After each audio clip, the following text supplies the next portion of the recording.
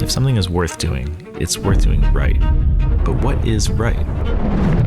10 years ago, I bet my life savings on oatmeal. I guess I'm still betting on oatmeal. Oh wow, that's special. What do you guys see here? Kick-ass team? Yeah, so it was the team wall. This was the break room here, and so had a couple tables set up. Pretty jammed by the time we moved out, but yeah, this is our team. We got Nate, Vincent, Caesar, myself, me and Nina, Thomas, Jason, Polly. So I got a job at this oatmeal company years ago, and because I make documentaries, they were like, bring a camera. So I did. And I just found something unexpected. These people were dead serious about oatmeal, but they didn't take themselves too seriously at all. They had never built a company before, didn't know the rules, so they were just able to build it differently in these ways that just felt right. First off, they set out to create something healthy and easy that was actually delicious, which is actually really difficult. They vowed to never cut corners on quality, even if cost of goods went up, and to keep the price as affordable as possible for the customer. They committed to developing and releasing a brand new flavor every single month, and to let the customers shape those recipes. And lastly, they decided to give every single employee, down to everyone working on the line, equity in the company itself. It seemed way harder to do it this way, like it was destined to fail. But the longer I hung out, the more curious I got about why it was actually working. Why aren't other companies more like this? How long would they survive? And if so, how? So I kept filming to find out.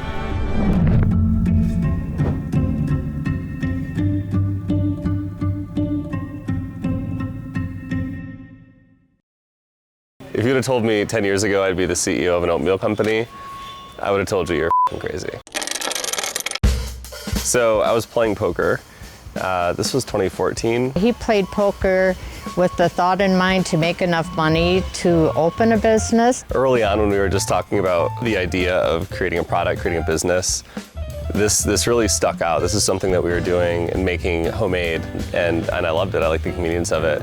There was nothing like this in the market. Realized, like, you know, we love this, I love this, so I'm sure other people would love this too. And my intuition was saying I should bet on this. You know, the product could be good, but not without the right team. My buddy Nate. It's good to see you. Good to see you too. First things first, my mom. Oh. I have a great relationship with my mom. Is this starting now? I'm just asking. Oh, okay. Yeah. I'm not a breakfast person. When we were starting this up, I thought, like, why not tag her in? So when he told me his idea, I thought, well, cool. You know, that seems to be a place where there's a good market. And we could spend some time together, pack some orders. She wanted to contribute, wanted to help. Coming to work with him was very exciting. And so, yeah, we tagged her in as our fulfillment manager, and she really helped build that fulfillment department. So I'd make the oats during the day, and then at night I'd be replying to emails, and I realized I need help replying to emails. And so I tagged in my friend Caesar, genius. I remember I brought Caesar here, wanting to hire you. You were like, I don't have any skills. like, trust me, Caesar, you're gonna be able to do great things. Now let me show you how to work the blender. I grew up with Caesar in Michigan and actually played Magic the Gathering cards with him. And so we've been friends for a long time, and he's a very smart, divergent thinker. He thinks outside the box. He's hardworking. When starting Oats Overnight, I really wanted that personality trait, that profile to help me build this company. That's oatmeal, baby. No, don't use that. And soon I realized I needed a numbers guy. I'd played poker with Thomas. I love poker, I love played for almost 20 years. It's just not like the most healthy lifestyle. I was looking to make a change. I see cards, I can't help it. He's a literal genius, and that was an obvious one. I was like, what the heck are you doing? You're missing all these amazing poker games to start an oatmeal company that sells cold oatmeal. Yeah, I mean, Thomas' brain's like a computer. He graduated Stanford without a high school diploma. Crazy. When I first joined Oats, I really just wanted to add value wherever I could. Thomas has this mindset of just always wanting to be the best. You know, the bar is world class and nothing less. And Nate played competitive video games. I randomly met Brian at a party. He had this, appetite for learning and asked a bunch of great questions and this really curious mind. I think I just kind of always wanted to learn and improve and take what I've learned to help Oats Overnight improve. I needed a hustler, someone who could have a lot of ideas and execute on all of them, and that was Nate. We're now pulling up to a building where I first met Brian T. And this is where I did my interview. 2420 Sweet Bee. Why did Brian pick me? It was the Irish accent. Because I'm a charming Irishman. Vincent's just a badass. I came slightly later in the day to the company. Brian and Caesar and Thomas are already here. All right, give him some chips, Nate. Brian asked a pretty inspirational question. He said, do you want to work at a company where you'll make a difference? We were a band of misfits. We all didn't really know what we were doing, but we were also very good at solving problems. From day one, just meeting every single team member, I was so impressed with the team. Nina's just a bulldog. She's hardworking, super smart. I'm a big believer in good people that have good products are going to make a difference in this world. Solves all the problems, is hands-on, can go really broad and really deep at the same time, which is extremely rare. And so for me, it always started with the team and then sort of led into the product. You kind of have to have some drive that's beyond just money to get this stuff done. And so team is everything. And I'm really proud of this band of misfits that I assembled here. I've learned that if you get a bunch of people with these different perspectives in the same room, everybody's hungry, smart, we're gonna solve problems, and that's when the magic happens. Yeah, we had read that 90% of startups fail in the first year. And we had quite a bit of trial and error. So how long did it take you to find your way around here? I still get lost. Oh my gosh, I would too. Wow, look at all the uniforms. Shoot, a whole lot more than what we used to have, one single rack. The first year of this, it was a lot. There were so many random failures and little things. We'd wake up, just dive right in, figuring things out, problem solving. When we first started, it was me and one other person fulfilling those first orders and product. Hello. So we have 4 automated lines, and they're running around the clock.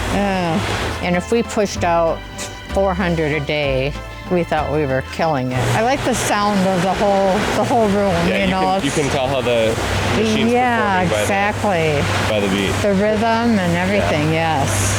Yeah, my first investment was like $15,000. We made the website, made the brand, all the packaging, and then I invested in a blender, paid $4,000 for this little blender. We still have our old blender. I remember when we got our first blender and we thought that was like the greatest thing since sliced bread. Wow, it's even smaller than what I remember. So this thing would produce about 100 units of Oats Overnight, and sometimes we would pack all 100 in one day, but sometimes we did not get through it all. It brings back so many memories. Yeah, it was a different era, for sure. We didn't really know what was ahead of us at that time. We were just living life 100 packs at a time. 100 packs at a time. We thought it was just bee's knees, Tried and true. Old Faithful. Yeah. We got a lease, small 2,000 square foot industrial space, and I bought some stainless steel tables, just got to work. It was a lot of kind of blood, sweat, and tears and late nights. Very scrappy, early days. And a lot of Google searches to come up with the solutions to our problem. Didn't have any type of roadmap, didn't know where we were going. We were just taking one step at a time. Yeah, those are the big vats. When you made your first order for the, it was peanut butter protein, and it came delivered in one of those, and I'm like, my gosh, Brian, that's going to take you forever to get through that. Oh, the peanut flour? Yeah. And then before you know it, he's ordering more. That was quite impressive. Our team was so small, a couple of people called out sick, we would literally have to take people from customer service and be like, well, today, you're packing boxes the first half of the day. The way of the box. That I do remember. And maybe a lot of other companies would just be like, oh, we'll just ship it a day late, right? But that was just not what we were gonna do. Mocha Dream, that's a good morning starter. Caramel apple. Back in the early days, I was packing out of a little office, and as I stand here in the fulfillment center now, it is like a world apart from what I dealt with. It was kind of like hey Brian, would you like me to pack those orders now? And yeah, you know, I'd get a little roll of labels. And we used to hand tape these, but now I see they have machines. And yeah, so it's kind of a whole different ball game since we were here. There we go. Yep. And we can label this to me. It was invigorating, it was challenging, it was a lot of fun. This company's not an overnight success. There are companies that go from like 0 to 100, 200, 300 million in like a year or two. That happens. This company is 8 years old, and it just sequentially was doing the things to build a stable foundation. When I started, it was very clear to everyone around me that I did not know what I was doing. Especially investors, manufacturers, right? The industry experts would come in with a very pointed perspective on this is how things should be done. There's a certain thing where you need to know the lingo, and I didn't even know what some of the most basic acronyms meant. So it made it a big challenge to figure out how to work with them. And so it's just a very different mindset and then also skill set to be able to take, limited resources and turn them into something great. The product we made in my kitchen, it couldn't really be manufactured at scale with traditional manufacturing methods, and so we kind of were forced to do it ourselves. Tons of trial and error. I mean, we fail so many times before we get it right. As a poker player, if you're just living and dying by the result, hey guys, you'll literally drive yourself crazy. How's it going? You probably did everything right. Don't deviate from your strategy just because an unfortunate card came on the end. The day this arrived, they had shipped like this, but the entire blower had fallen off. Do you remember that? And we were all trying to uncrate it and figuring out, wait, something's wrong here, something's wrong. This had all fallen and smashed, the bolts were missing. We didn't even uncrate it, right? We just ended up sending it back. Yeah. We couldn't really quit when we had the failures. They're just part of it, right? Like, those were just points to look back and say, how could we have done this differently? It's cool coming back here though, just as a point of reflection. We really did come a long way. Do you think someday you'll walk through Cotton Center and get the same feeling you're having here? I mean, if lessons are to be learned, absolutely, yes. Yeah, like, why did we build it this way? I think that all the time, like, why did I do it this way? We thought about this very much like from a first principles perspective. What do we need to make? How do we make it? We need to understand the Lego blocks or the building blocks of what it is we're doing, and then be able to deconstruct those components and rebuild them if you're going to start with a new industry. What we were trying to accomplish, we didn't even know if it would work, right? And that's how this stuff goes. You just start, and you're always some combination of motivated and naive to get through it and actually make that bet. You get to build from scratch in an optimal way, right from the outset, and create net new ideas. We had been working on this, the formulas and all that, really for like a year before we actually had unbiased people, trying the product. I started putting money into ads and marketing on Facebook, Instagram. I remember we actually walked down a boardwalk handing out samples, and early on someone had seen an ad and they were like, oh, I saw this on Facebook, and we're like, holy the ads work. There's so much skepticism in what we were doing. People just buying oatmeal online, we didn't think that was even possible. But at the same time, we had this insane positivity from our customers, so much positive feedback. And so we knew we were onto something. Started to see the sales coming in, and of course, we had to scale up and put more money into inventory and hire more people, and it really just snowballed from there. When we first came, there was 17 people in this room, and we're like, all right, fine, we've got a lot of people in this room. We're getting big enough now that we can build a second room. Let's build a really big room that we can give our team a little bit more space. So we built this much, much bigger room B. We're very proud of this. And literally 3 months after we built it, we're like, oh, we're growing too fast. So we had to cut the room in half, and not very funnily at all, it ended up being even smaller than room 8. Yeah, we're growing so fast. Let's do something good for our team. And then we ended up going even smaller. We did it. Yeah, did it though. There was definitely a point where, I had to put the last of my personal savings in. We had to upgrade our blender, and I knew that was the point of no return. Yeah, this thing was massive when we first got it. It's like, wow, we really made it.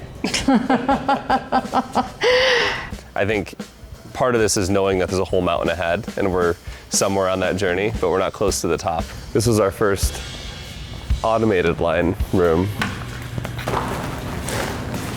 The HMC landed here. It's our first piece of pouch automation, and it would run all the way out through that wall.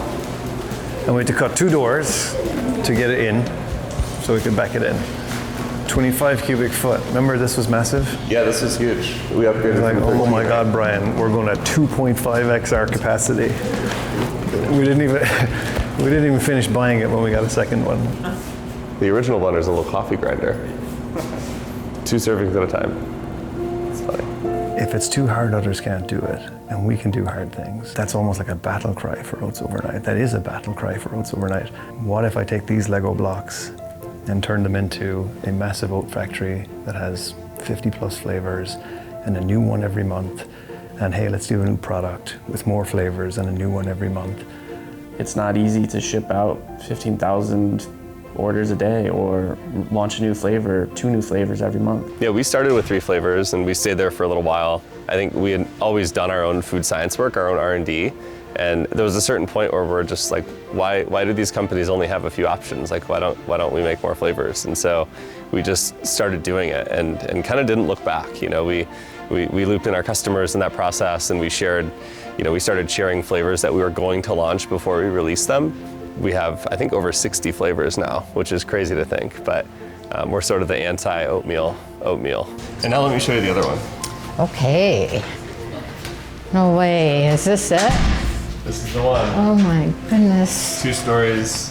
Oh my goodness. So this blender is 2 stories. We load the product in through the top level. There's a mezzanine where the operator will fill it, but it makes about 30,000 units of product compared to the previous, 100 a pop. Yeah, that's a beast. It's quite beautiful though. I know, it's amazing. It's a sight to behold. Big upgrade. Yeah. Oh, I'm proud of you for that. Yeah.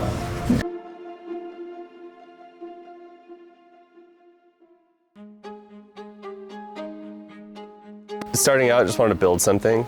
I think at the end of the day, it didn't have to be oatmeal. Ultimately, it was more than that, like a lot more than just, fill in pouches.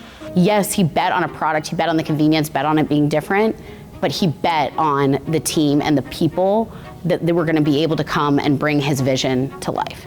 When you're building a startup, you're spending a lot of time with each other, right? And if that personal connection isn't really there, that eventually finds its way into the work. Brian figures like, well, I would rather kind of start with someone who I think is dependable and like just genuinely a good person, and then kind of like have them learn the skills they need rather than insert someone who maybe like has a lot more knowledge coming in, but is kind of an unknown quantity as far as like if they're going to be a good fit culturally. A lot of people, when they ask, what's the culture like at Oats Overnight? What's it like to work here? I personally don't like to answer them at all. I will invite them to the floor and say, don't talk to me. I can tell you whatever you want to hear. Talk to my team, and they'll tell you what it's like. How's it going? Good so far. This is Anna-Therese. Nice to meet you. Started working on the line? Starting making boxes, then moved to Amazon, then moved to the line, and then now building. running second shift? Yes, running second shift for it, but it's awesome work here. It's I awesome? like it, yeah. Thank you so much. No, you're welcome. Appreciate it. You have all your executives and they know your name. You could pass them on a daily basis and they'll say hi to you.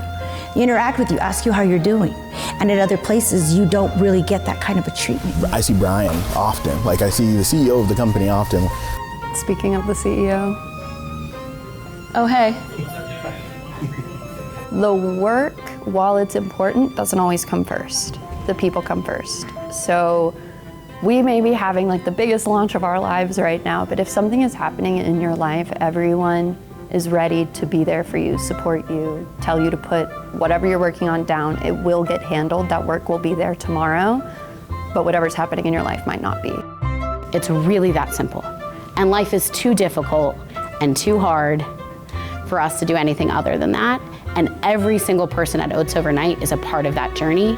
It comes to this underlying generosity mindset, like not a scarcity mindset. It is refreshing. It's really great to sort of feel like everyone's got each other's backs. I mean, startups are hard, right? Like you need to work very hard. And if you're asking for your employees and your team to exhibit ownership, but not actually giving them ownership, I think that's a little hypocritical, right? So we've wanted to align those incentives from the beginning and share equity and really motivate people. And everybody in the company, whether you're packing boxes on the fulfillment line, all the way up to leadership, everybody gets equity.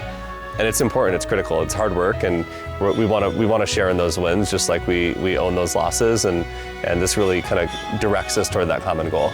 We touch every box, we touch every pouch, we touch every bottle that goes in, so it's really rewarding for us to know that. Everyone comes here and we take it not just serious, but with every bit of passion that we can. I tell the story to myself.